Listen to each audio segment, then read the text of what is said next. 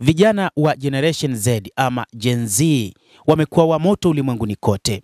Sasa ni huko Morocco wanaandamana kutaka mageuzi. Katika kile kinachotajwa kuwa maandamano makubwa zaidi yaliyowahi kutokea huko Morocco, utawala unakabiliwa na shinikizo kubwa kutoka kwa vijana waliotumia mitandao ya kijamii kuhamasisha raia sehemu mbalimbali za nchi. Wakiitikia miito hususan mitandao ya kijamii ya TikTok, Instagram na Discord, raia mbalimbali wa Morocco hususan vijana wameendelea kushiriki katika maandamano kupinga kile wanachokitaja kuwa kushindwa kwa utawala kushughulikia masuala nyeti ya kimaisha kama vile afya, elimu na mengineyo. Vikosi vya polisi vimeshuhudiwa katika miji mbalimbali vikituma vifaa na silaha aina kwa aina kuzima maandamano, huku makundi ya vijana waliobeba mabango na kuandamana wakikamatwa.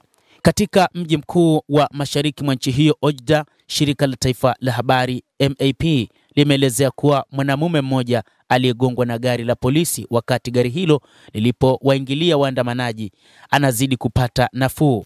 Waandamanaji zaidi ya 100 wamekamatwa. Vuguvugu la vijana lisilojulikana viongozi wake na kujulikana kama Gen Z 212 ndio limenyoshewa kidole kuchochea maandamano hayo, likijenga hisia za chuki dhidi ya utawala kwa kusambaza video na picha za hali duni za huduma za afya na elimu. Maandamano hayo yameendelea kwa siku ya 4 mfululizo, ambapo vitu mbalimbali ikiwemo magari yameharibiwa.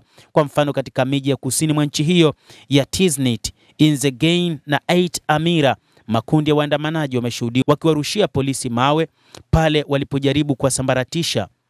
Hata katika mji wa Ait Amira ulioko kilomita 560 kusini mwa mji mkuu wa Rabat, ghasia zimeshuhudiwa ambapo kupitia kwa vipande vya video magari ya polisi yamepinduliwa. Kulingana na duru za polisi, zaidi ya waandamanaji 100 wamekamatwa, ikiwemo mwana podcast maarufu na msanii.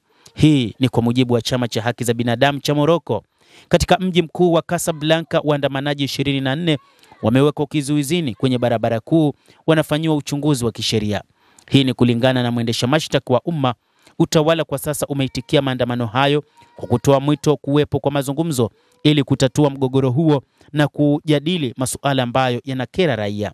Mtazamaji, endelea kutufuatilia na usisahau kulike, kucomment na kusubscribe channel yetu hii ili upate habari hizi kwa mapana kupitia The World News. Mimi ni Adam Hussein. Endelea kuwa nasi wakati wote. Endelea kutufuatilia uyajue mengi yanayojiri duniani kupitia hapa The World News.